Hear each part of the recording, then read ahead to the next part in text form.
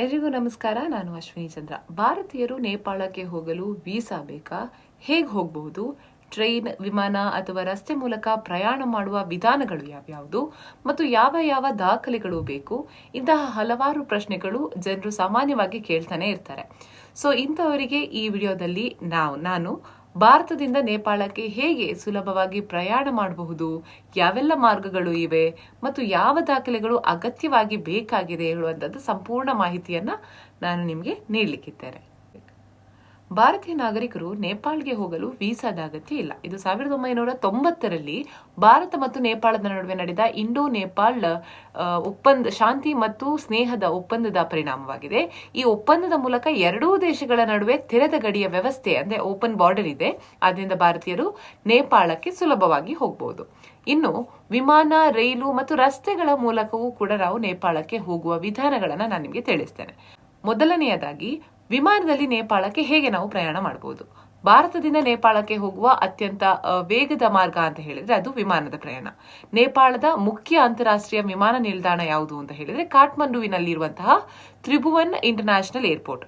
ಭಾರತದಿಂದ ಪ್ರಮುಖ ವಿಮಾನ ಮಾರ್ಗಗಳಿವೆ. ಅಂದ್ರೆ ಡೆಲ್ಲಿಯಿಂದ ಕಾಠ್ಮಂಡುಗೆ ಪ್ರವಾಸ ಮಾಡಬಹುದು. ಅದೇ ರೀತಿ ಮುಂಬೈಯಿಂದ ಕಾಠ್ಮಂಡು, ಬೆಂಗಳೂರಿನಿಂದ ಕಾಠ್ಮಂಡು, ಕಲ್ಕತ್ತಾದಿಂದ ಕಾಠ್ಮಂಡು, ಹೀಗೆ ವಿಮಾನ ಪ್ರಯಾಣ ಸಾಮಾನ್ಯವಾಗಿ 1.5 ಗಂಟೆಯಿಂದ 3 ಗಂಟೆ ಒಳಗೆ ಮುಗೀತದೆ. ಸೊ ವಿಮಾನದಲ್ಲಿ ನೀವು ಪ್ರಯಾಣ ಮಾಡಬೇಕಾದ್ರೆ ಯಾವೆಲ್ಲ ದಾಖಲೆಗಳು ಬೇಕು ಅಂತ ಹೇಳಿದ್ರೆ, ಭಾರತೀಯ ನಾಗರಿಕರಿಗೆ ಬೇಕಾಗಿರುವಂತಹ ದಾಖಲೆಗಳು ಯಾವ್ದು ಅಂತ ಹೇಳಿದ್ರೆ ಪಾಸ್ಪೋರ್ಟ್ ಮತ್ತು ವೋಟರ್ ID. ವಿಮಾನದಲ್ಲಿ ಹೋಗ್ಬೇಕಾದ್ರೆ ನಿಮಗೆ 2 ಡಾಕ್ಯುಮೆಂಟ್ಸ್ಗಳು ಬೇಕು. ದಯವಿಟ್ಟು ಗಮನಿಸಿ, ಆಧಾರ್ ಕಾರ್ಡ್ ಸಾಮಾನ್ಯವಾಗಿ ಅಂತಾರಾಷ್ಟ್ರೀಯ ಪ್ರಯಾಣದ ದಾಖಲೆಯಾಗಿ ನಾವು ಇಲ್ಲಿ ಪರಿಗಣಿಸಲಿಕ್ಕೆ ಆಗೋದಿಲ್ಲ. ಸೊ ಎರಡನೇ ಮಾರ್ಗ ಹೇಗೆ ಅಂತ ಹೇಳಿದ್ರೆ, ನಾವು ರೈಲು ಮಾರ್ಗದ ಮೂಲಕವೂ ಕೂಡ ನೇಪಾಳಕ್ಕೆ ಪ್ರಯಾಣವನ್ನ ಬೆಳೆಸಬಹುದು. ಇತ್ತೀಚಿನ ವರ್ಷಗಳಲ್ಲಿ ಭಾರತ ಮತ್ತು ನೇಪಾಳ ನಡುವೆ ರೈಲು ಸಂಪರ್ಕ ಕೂಡ ಆರಂಭವಾಗಿದೆ.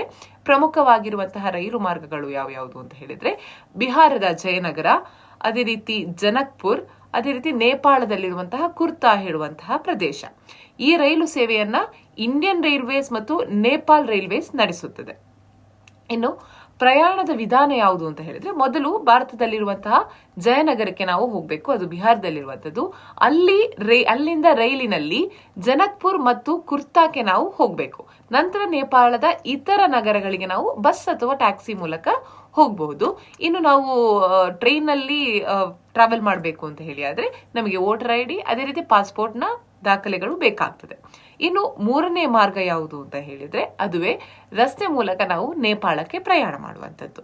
ಭಾರತದಿಂದ ನೇಪಾಳಕ್ಕೆ ಹೋಗಲು ಅತ್ಯಂತ ಜನಪ್ರಿಯ ಮಾರ್ಗ ಅಂತ ಹೇಳಿದ್ರೆ ಅದು ರಸ್ತೆ ಪ್ರಯಾಣ. ಸೊ ಎರಡೂ ದೇಶಗಳ ನಡುವೆ ಹಲವಾರು ಗಡಿ ಪ್ರದೇಶದ ಕೇಂದ್ರಗಳು ಇರ್ತವೆ.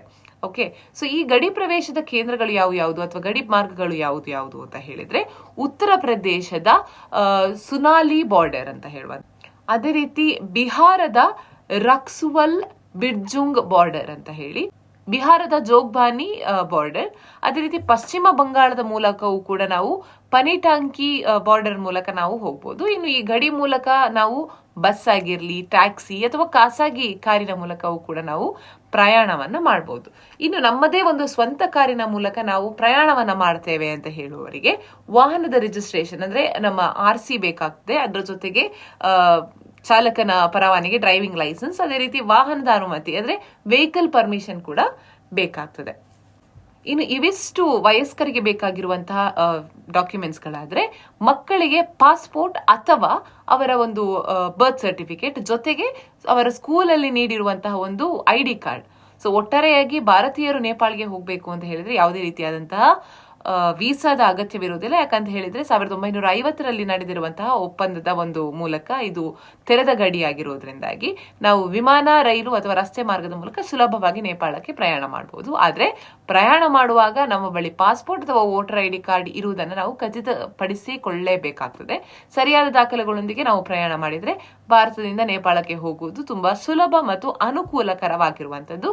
ಕೊನೆಗೆ ಈ ಮಾಹಿತಿ ನಿಮಗೆ ಉಪಯುಕ್ತವಾಗಿದೆ ಅಂತ ಹೇಳಿದ್ರೆ ವಿಡಿಯೋವನ್ನ ಲೈಕ್ ಮಾಡಿ, ಶೇರ್ ಮಾಡಿ ಮತ್ತು ಇನ್ನಷ್ಟು ಉಪಯುಕ್ತ ಮಾಹಿತಿಗಾಗಿ ಚಾನೆಲ್ ಅನ್ನ ಸಬ್ಸ್ಕ್ರೈಬ್ ಮಾಡಿ.